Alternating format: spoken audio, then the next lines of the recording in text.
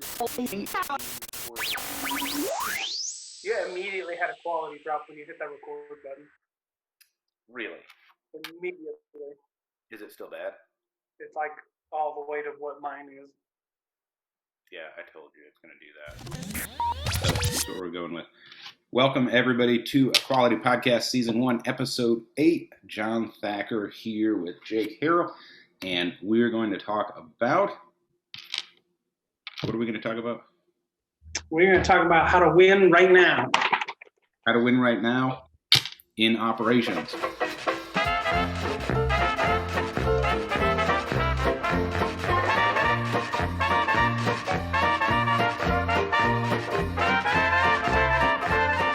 So, got the title of this episode from the title of my book, Zoom, How to Win Right Now as an Operations Supervisor. I guess, interestingly enough, some of the best feedback I've got is from folks that are not operations supervisors. But there's 5 behaviors, skills, characteristics that folks need to be successful in running an operations. And that's what I needed when I got my first operations supervisor job. And I kind of learned the hard way. So when I got promoted and it was time for me to start hiring people, I looked for a resource to train them in these 5 things. And I couldn't find one. So you wrote the book to meet the need. So that's what we're going to talk about today and help all of you out there in YouTube land do better at your job, be better leaders, be better operations managers and supervisors and employees, and we can all win together. That's the dream in me.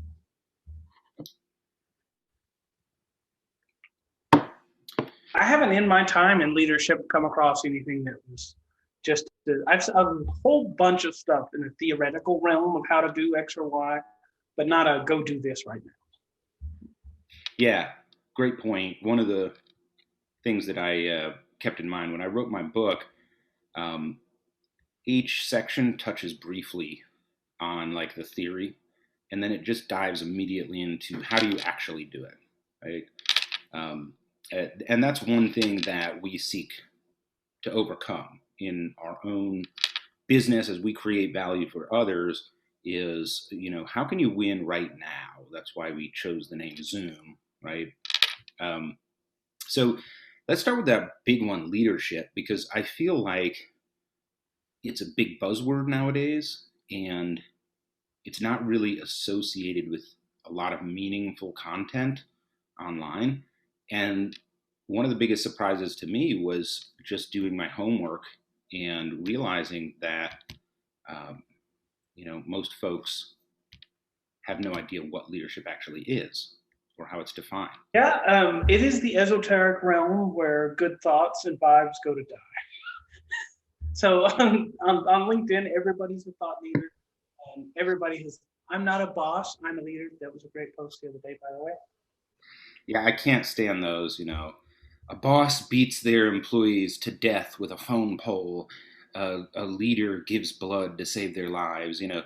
Just this random contrasting of the two when you really just picked some character traits you don't like and some that you do, and put one in this bucket and one in that bucket and named that bucket boss and that leader, right? Yeah, I think that there's a dearth of understanding in what leadership actually is. Funny story, when I was going to school, I took a class in leadership, and the professor started out the class with a slide that said, "What is leadership?" And he invited everybody to share what they thought leadership was. And a bunch of people, stood up and gave these long-winded, eloquent, "I'm so smart" answers. And he just let the class talk itself out, right? And it was like 45 minutes once everyone was done proving to the rest of the class how preeminently intelligent they were. He clicked to the next slide and it just said, "Getting other people to do what you want." Right? And it was intended to be humorous, but the rest of the class was really a commentary on that slide. Because, of course, you can get people to do what you want through coercion and so on. That's what we would call bad leadership. But sometimes we lose sight of the fact that, the real essence of leadership is getting other people to do what you want, right? Yeah, it is. It is a thinly veiled social manipulation, and I know that's a strong and like can come across as an evil connotation, but that is precisely what you're doing. Like when you think of any great leaders, and you just pick this war guy that he gave a nice speech and brought everybody up to the brink of death and X battle. What did he do? It was social manipulation at its finest, and just framed in a positive way instead of a negative. Yeah, exactly. And so, you know, the difference between good and bad leadership is fundamentally going to come down to style, how you go about getting other people to do what you want. The basic definition of leadership, a process of social influence in which you can enlist the aid and support of others in the accomplishment of a common task. So, what I'd like to do is break that down. I really think that's the definition of good leadership because it uses the term social influence. Um, Typically, the influence wielded by bad leadership is not social influence, it's coercion. Is that fair? Yeah, Google says, and I just like that I have to reference back to Google like the millennial I am, the action of leading a group of people or an organization. So it is even one step further before That doesn't mentioning group. definition. They just restated the word. That's all. That's It is the worst. At least Wikipedia does a little better job. And it says leadership is both a research area and a practical skill encompassing the ability of an individual, group, or organization to lead, influence, or guide other individuals, teams, or entire organizations. Real quick, wherever your eye line meets, has you looking down the whole time when you're talking. Well, I am looking down the whole time. Do we need to recut? Can you enable screen share? A whiteboard? I didn't know they had this. Freaking awesome. Oh, that is really awesome. Can you hear me? I can hear you. All right. Well, let's get back into it then. So, take two, roll.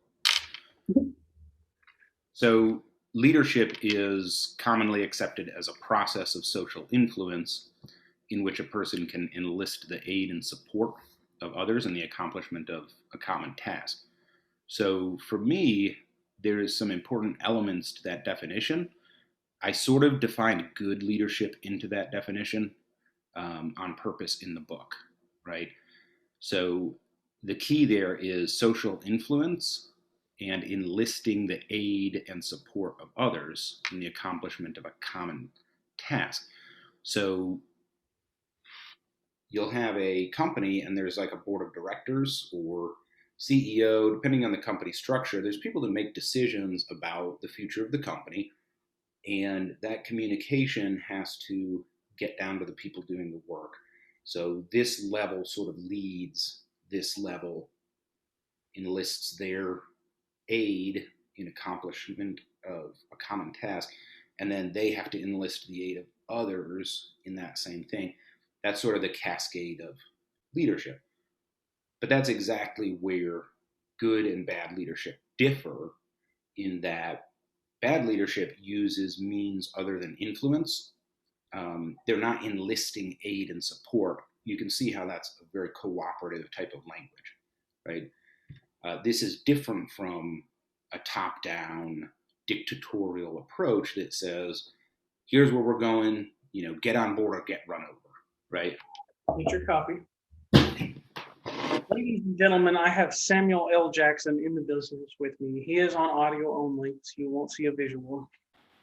Normally, both your asses would be dead as fried chicken right now, but you happen to pull this shit while I'm in a transitional period. So I don't want to kill you, I want to help you.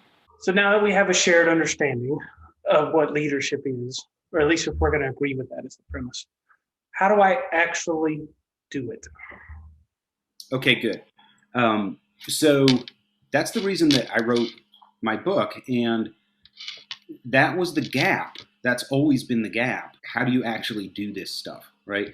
And so for me, as I was trying to learn how to be a good supervisor, I had, hunger, right, to be good at my job and to serve my people well. And so I knew that leadership was a part of that and that it was important, but I didn't know how to do it. Can you hear that? I can hear it very loud and clear. That's the coffee maker. So Oh, keep it in. John's life is half coffee anyways. People gotta know. And I just feel like coffee cups should have asymmetrical design, you know? Like, how does that not throw you off? How is that a problem? Because, like, it should have a different picture depending on if you're drinking out of it or somebody else is. I think we live on two different planes of existence. The fact that I've never even considered what the fuck my cup says on it. Yeah, but look, It's not it's a waste. They put the same picture on both sides of the cup. Like, why would you do that? They had it's an efficiency, not a waste. You don't need a separate mold to put on the backside. It is a waste. It's twice as much ink. I mean, look, if you put it on one side and I don't feel like looking at Rocky Balboa, I can drink left-handed, and now I can't see the picture. Or if I'm feeling like punching the world in the face today, I turned around, I can see Rocky Balboa. I drink right-handed. But the way they set up, I don't have a damn choice. I have to look at Rocky Balboa no matter which hand I drink with. So I just feel like it's inconsiderate. You're in Pennsylvania, so there's only like 3 things you can be proud of, and that's one of them. So unless you want to put crab cakes on there, you need to accept that the Liberty Bell and Rocky Balboa is going to be your options. I don't know, the Maryland militia might come take us out if we decide to claim crab cakes up here in Pennsylvania. So how do you actually do leadership, right? I think that there is probably 3 aspects to this. One is having the right tools. The other is taking advantage of your specific strengths. And then the third would be the specific skill of managing up, if that makes sense. So if we begin by understanding leadership as a process of social influence where I'm enlisting the aid and support of others, that implies that I have to be good at persuasion, talking to people. I have to be comfortable in my skin. I can't be easily offended, that sort of thing. So there are some tools you can use to help you enlist the aid and support of others, right? A couple that I mentioned in my book that have worked really well for me. The first is the work notebook. The notebook that I use is roughly this big. It's got a spiral ring, it's cheap, but it fits in my pocket, which is important because I don't want to leave my notebook around as personal notes in there and stuff like that. So what I do in the notebook is if I meet somebody new, I'll just take notes about that person in my notebook. And I'll review that at the end of the day until I know everybody or am completely familiar with the job, right? Another specific skill is actually learning your employees' names, right? So that's not something that I'm naturally good at. So I learned this trick, which is the first time you meet somebody, make sure that you repeat their name 3 times in the conversation and associate them with something specific. And if you practice that, at least for me, it worked really well. So I'll meet somebody new. Hi, I'm John. What's your name? Jake. Oh, hi, Jake. How long have you been working here? About 2 weeks. Oh, well, I'm so glad you could join the team, Jake. Have you done anything interesting? Have you learned your job? How's it going so far? Yeah, it's all right. It's a little hot in here. Yeah, I'll tell you what, Jake, that Texas heat in the summertime, that is something. Okay, so what I did in that brief interaction was I said your name 3 times, but here's what I was doing. I was thinking, Jake's the guy with the maroon polo shirt. Right? Oh, not the heat complainer. You went with the shirt. You avoided a prejudice really well. You didn't go, big nose Jake. No, typically, and this has to do with how my memory works, but I'll associate it with something visual with that person, and somehow that just sticks. And for you, like the particular hue of shirt you're wearing, whatever color that is kind of attractive and different. So that's easy to remember. But to be honest with you, I've also remembered people as like the big nose person or something unflattering, which is why I don't want anyone to find my notebook. Right? Because the key is to, obviously I would never say that to another person, but the key is to actually remember them, and remember their name, right? So, part of enlisting the aid and support of others is interacting, influencing. That includes remember who your people are, learn their names, and then polishing your strengths, right? This is really important part of leadership. Everybody has strengths and weaknesses. So in my book, Zoom, How to Win Right Now as an Operations Supervisor, right? I define strengths as something that you do a little bit better than most of your peers, and a weakness as something that you don't do as well as most of your peers. It's a pretty simple and relative approach. Yeah, not you're incapable, not I'm an amazing at this, just on average. I like to think of the stuff I tend to complete first, because that's not the easiest or the hardest. The stuff I tend to complete first, those are your strengths. You're not shying away from them because you don't know how or you're not good at it. Right. Yeah, so here's some examples of maybe some really different things that you might do at work. Filling out a spreadsheet, sending an email, talking to an employee who recently had a close family member die, asking somebody how you can help them improve their performance, talking to the entire team about their performance outcomes. Those 5 things are very different and require a different skill for each one, right? Yeah, I mean, they're separate parts of the brain you want to utilize for long and short thinking. I've met many of people that they're the first one to want to have a group conversation, and they're not the guy that wants to check payroll. Now go past due and not get done at all. But if you give them a situation where it's go actually do something and show it to someone else, they're the first one. And I'd be interested to know your thoughts on a little more self-reflection, how you decide that for yourself. But I think a lot of people they don't know the stuff they think is their strengths and weaknesses. There's a lot of self-assessment there.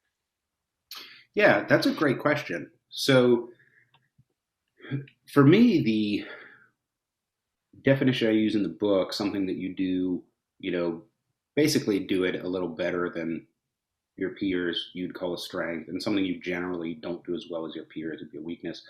That didn't work out perfectly. And the reason for that is the things that I'm not good at, I tend to put a lot more effort and energy into, and I can get some really good outcomes. So I also, in my calculation, take into account how much time and effort and like mental anguish did it take to get this done. Some of that, there are things that you have to practice and just put yourself through that. But if you have a spreadsheet that you have to fill out every day and you're just not good with computers, that's an example to me of a weakness. You can get it done and the finished product is going to be just as good as your peers, because really we're all just putting numbers in a spreadsheet, right? But it takes you twice as long. There's more internal kind of friction to completing that task. So I think you have to take into account, how much effort it takes you to get the outcome you got as well. Yeah, that's a fair point. Time and energy matrix versus good, bad. Because as somebody like me, 8-1 Enneagram, and I hate referring to Enneagrams, but I am going to challenge it. And I'm going to bang my head against it till it's done, if it's in my wheelhouse at all. So then I'm going to go, even if I think it's a weakness inside, God forbid I'm ever going to say that out loud. And God forbid am I ever going to let John be better at it than me. Like, denied. So, right. Yeah. Yep, I can relate to that for sure. But the key is to good leadership is if you're good at something, polish that, emphasize it, do it, make it better, right? And if you're not good at something, try to outsource it and at least control it. Know that you're not good at it. I'm going to give you 2 different stereotypes that you've probably experienced in your career. One is the individual who is very good at mechanical things, working with their hands, building stuff, and is a poor communicator. So pretty much your entire maintenance department, right?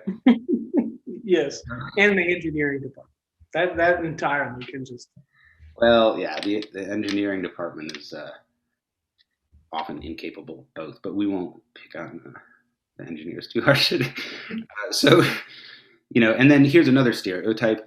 That guy that everybody loves and he's so friendly and engaging, and like when you're in a bad mood at work, you go seek them out because they're going to make you feel better. And then when it's time to actually work, they're like, yeah, I'm not very good at that, right? Yeah, I'm that category for sure. Yeah. So if you're using one of these tools that lumps people into categories and everything, one is like the doer, the badger, the Hufflepuff, and the other one is the supporter, the cheerleader. And you need different types on your team for sure, right? So we're just dealing with stereotypes to kind of make a point. Well, the person that is good at fixing stuff mechanically, that's their strength. They should fix stuff mechanically, but maybe they don't know how to talk to people, or they come from the kind of environment where people talk to each other in a very direct or unprofessional way. So if you're messing up, they're not going to say, "Let's talk about your undesirable outcomes." They're going to say, "Why do you keep fucking up, man?" Right? But yeah, on the flip side, what do you do with the guy that can communicate to everybody but can't actually do anything worth shit? Well, I don't know. Honestly, I'm not here to solve that problem, right? But the point is, the person that's good at speaking should be in a role where that's part of their job, and the person that isn't shouldn't, right? Well, depending on your company structure, at some point, you're going to have to do a lot of different things or be responsible for a lot of different things. To me, that's where the delegation comes in, right? So we talk about, polishing your strengths and outsourcing your weaknesses. On your strengths, you're always trying to get better and better. If you are good at public speaking and you can be among the best, you can leverage that financially and professionally. If you're bad at it, you can polish it until you're blue in the face. You're still going to be mediocre at it. Does that make sense? Absolutely. So the final way to do leadership is managing up. So I love this one because on the one hand, this is one of those topics where most of the advice that I see is meaningless. Yes, like take your lunch anyways and ignore the call from your boss. Right. Do not work overtime. In what fucking world do you live? Yes, in the world of unemployment. Yeah, like as you're sitting at home in your parents' home in the basement, unemployed, you're typing up all of this wonderful knowledge for LinkedIn to consume, Not work past 5 o'clock. Who cares that you're on a swing shift? I can't relate to it at all. So how do you make that meaningful? Okay, so a couple of things. First of all, managing up. I think that you have to define very carefully what you're trying to do and what your goals are. I heard somebody on a podcast that I would attribute if I could remember, but it stuck with me. They were talking about managing up, and they said, just forget about it. Said, have you ever changed your spouse's mind by arguing with them? I was like, no. Right? So he's like, well, if that's the case, then why would you try to change your boss's mind? Right? Okay, fair point. But here's where I went with that was, well, wait a minute. Am I trying to change my boss's mind? Is that what I mean by managing up? And I think that's where a lot of people trip up is they look at managing up as, I'm going to tell my boss exactly how I'm going to create value for this company. And I'm going to do this and I'm not going to do that. And I'm going to work these hours and I'm not going to work those hours. Right? Mm-hmm. Well, that's not going to work very well because your boss is trying to enlist the aid and support of you and others in the accomplishment of a common task. And the more friction you provide to accomplishing that goal, the harder their job is. And that's just not healthy for you and your relationship to the organization. Instead, for me, managing up is what we just defined. It's leadership. It's just the person that you are enlisting aid and support from to accomplish a common task is your boss. So you just have to learn how to influence that person. And in some ways, this can be the easiest part of your job, because if you have a team, like a dock team that unloads a trailer, as long as you connected with the majority, you're going to change that team and that team's behavior as a group. You might have the one outlier that's going to gripe about everything, right? We all have that guy, right? But overall, the team is going to pull on that rope with you, right? And there's even going to be a little bit of social pressure on this guy. But with your boss, it's just one person. So instead of trying to figure out how can I triangulate and even compromise to get the majority of this team to agree, all you have to do is influence one person. So for me, managing up is as simple as, how do I influence my boss to aid and assist me in this common task? So how do you go about doing that? Good question.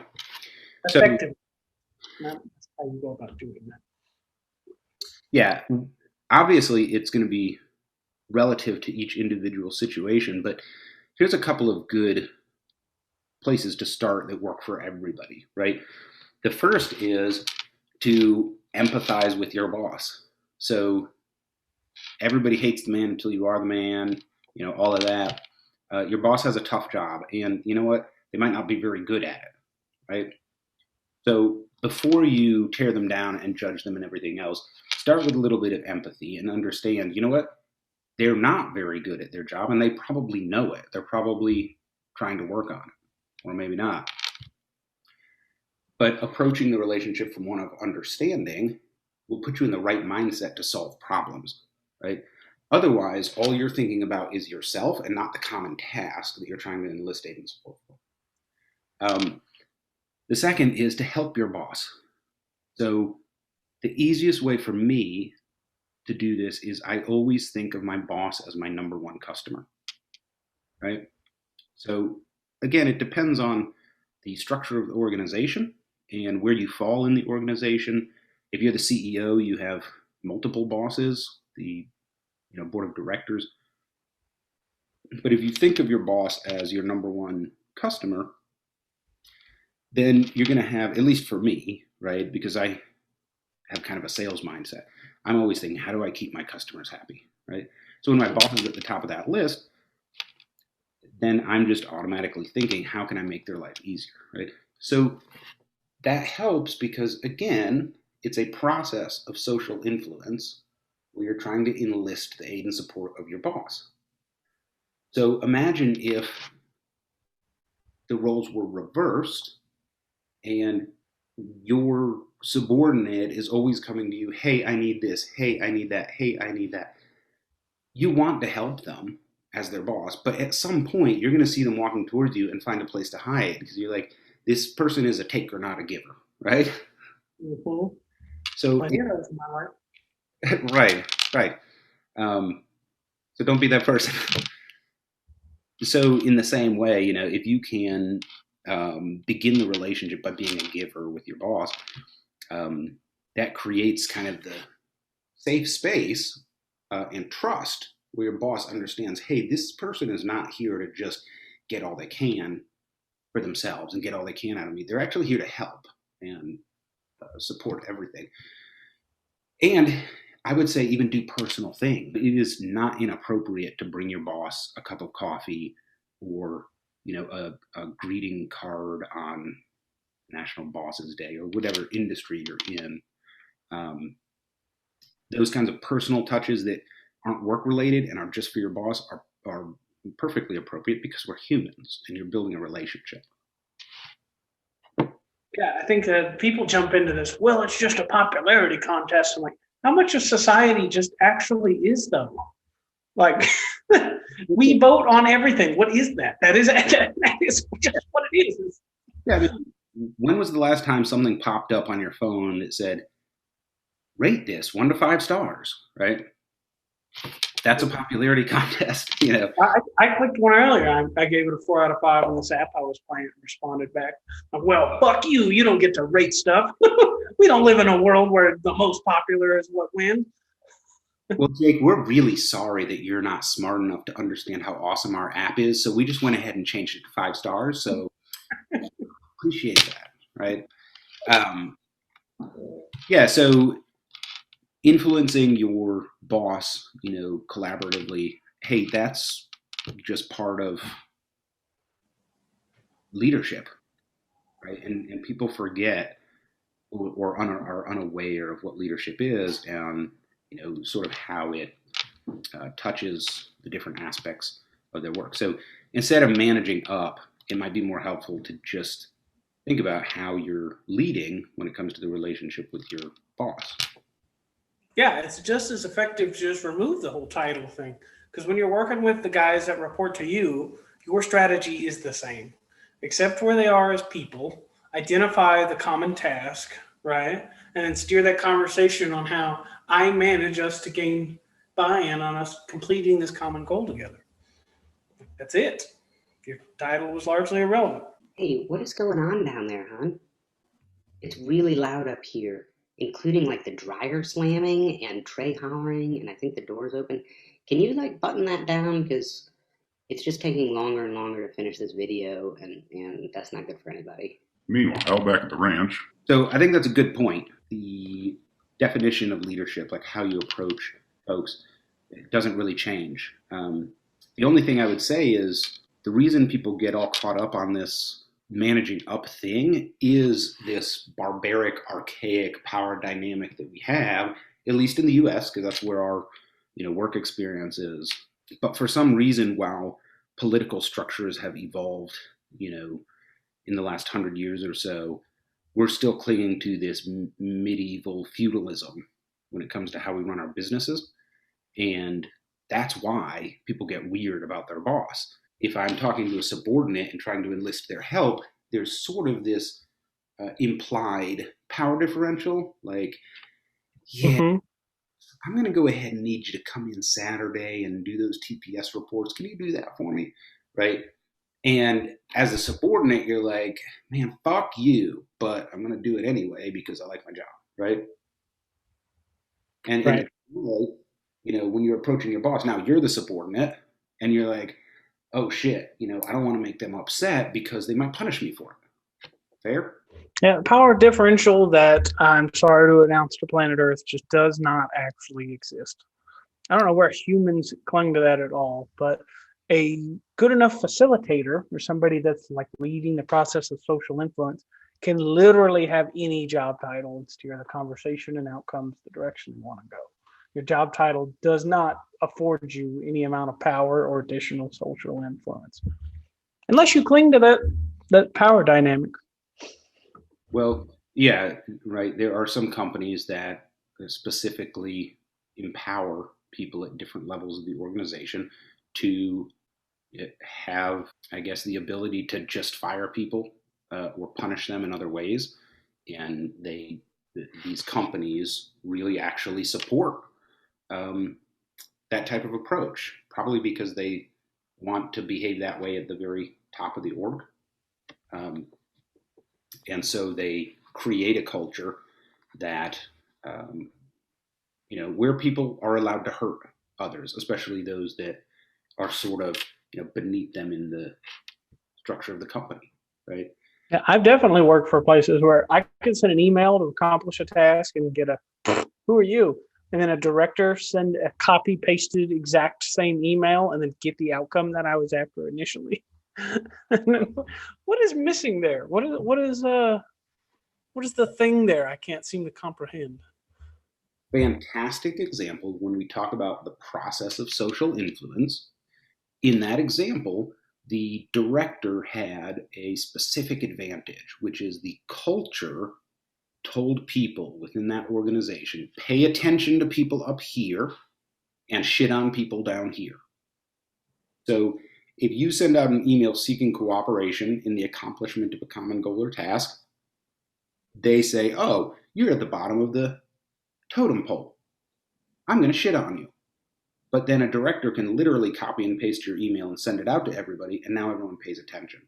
So the culture itself determined that email communication is an effective means of gathering or enlisting aid and support if it's up here. And if it's down here, it's not. And that's an important lesson, which is the methods and means that we use to enlist aid and support, have to change depending on factors that are outside of our control. So we've got a general understanding of what leadership is, how to actually apply it, how to manage up. Do expound a little more on how do I identify and how do I lean on my specific strengths? I appreciate that question because I think that self-knowledge and self-awareness is critical to each individual's success. And yet at the same time, I read a lot of pop psychology, culture stuff that talks about, know thyself and you should meditate every day and stuff like that, that I just haven't found particularly helpful. Maybe I'm a excessively mechanically minded person, but I'm always thinking, what do I do, right? Don't tell me to meditate, right?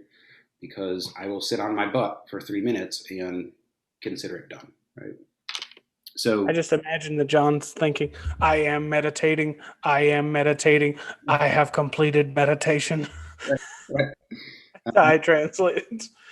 I do try to meditate every day, but I'm not deluded enough to think that I'm in any way learning anything about myself except my general physical uncomfortableness with sitting still for too long.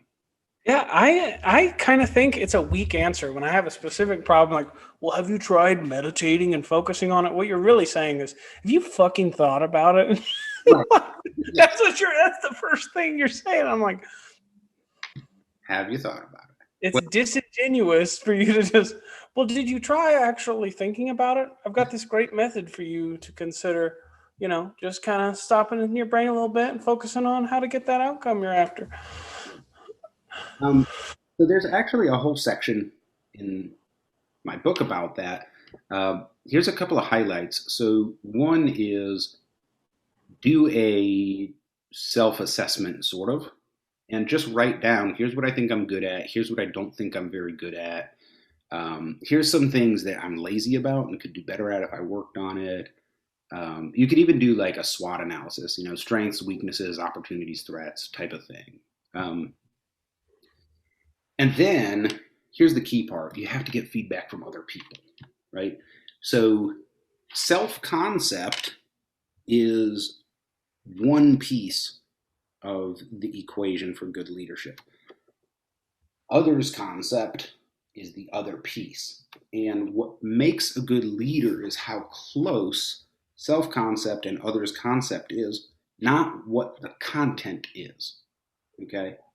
So if your self-concept is, I'm a terrible leader, and the concept of everyone else is, you're a terrible leader, you can be successful because you and the people that you're trying to influence agree you're a terrible leader, which means you can work on being a better one. You can enlist their aid and support in being a better one.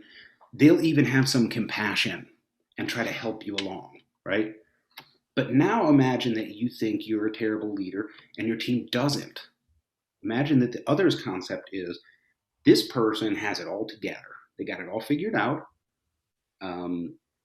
They're kind of almost invulnerable, right? I really look up to this guy. Well, you're going to be following this path over here where you think you're terrible.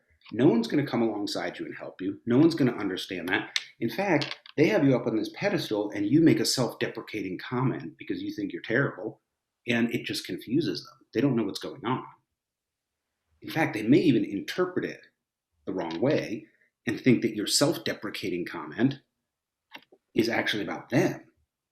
So the key to success is to have your self-concept and others' concept close enough that you guys can work together with minimal friction. So I see a lot of literature out there on self-concept, on taking a self-assessment, blah, blah. And all that's well and good, but you have to get the input from over here too. And then you have to compare them. So I think it's kind of cool that, you know, when I've done like the Enneagram, for example, I'll ask people like, what do you think I am? And they're always like 1 or 8. And I'm like a 1-8, you know? So is that out of 100? You're an 18 out of 100? Yeah, that's exactly how the Enneagram works. You got it. I don't know if Enneagram is copyrighted or something. I better put like a legal disclaimer down here on the screen. But we do not endorse this or any other tool.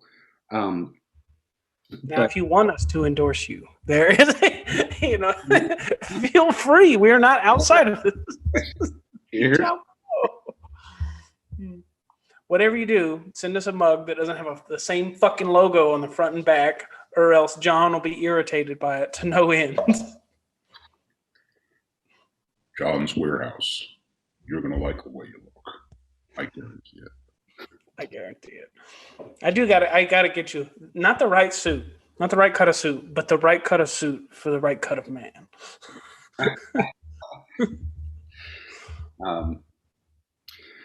So that's about it. We're starting to run out of time here, but I think that the concept of leadership is one of the most underserved elements in raising the next generation of leaders.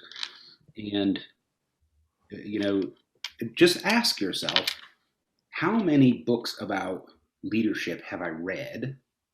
How many of them had a good definition that I could actually put into practice every day? And how many said, do this, this, and this? And what you'll find is you've probably read a lot of books on leadership. I mean, every month there's another New York Times bestseller. I read them all, right? Well, how come I have to keep reading them? And then how many define leadership in a way that I can take action on? So the reason I defined leadership as a process of social influence, where a person enlists the aid and support of others in the accomplishment of a common task, is that if you have that in your mindset, you can use that to take action every day in every situation, right? And then how do you actually do it? And of course, I have some steps in there about that. So if you think through that, I think it becomes clear that this is an area that is underserved for a lot of the people we're trying to bring up to be leaders within the organization. So I appreciate the conversation. Any parting thoughts or words of wisdom?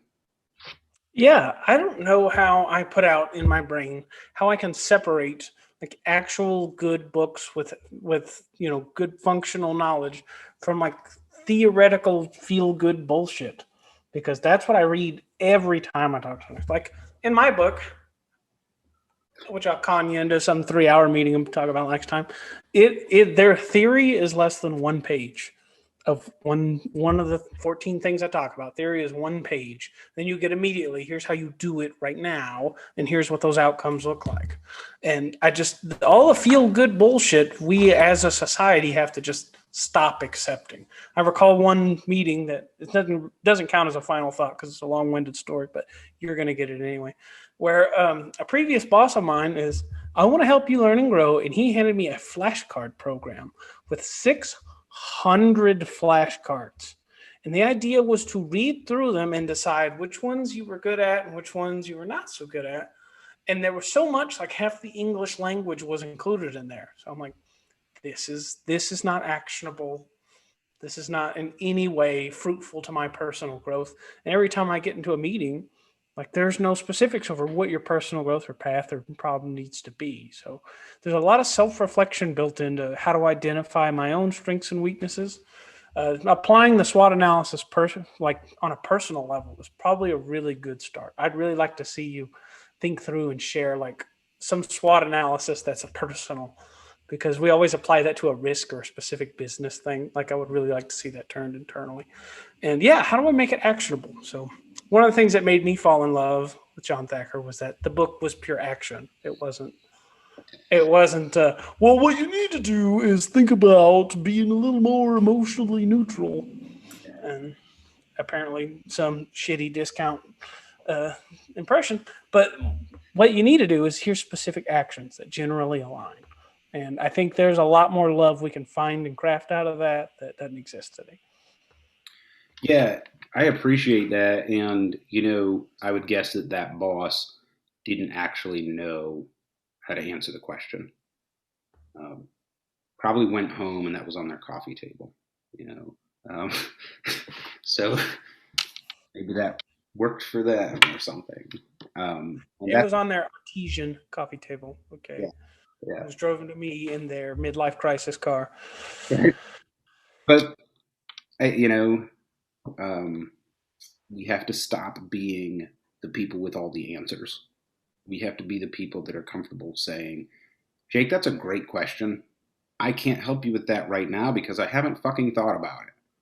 But I'll tell you what, here's my commitment. I'm a busy guy. I don't like you that much or care about you that much.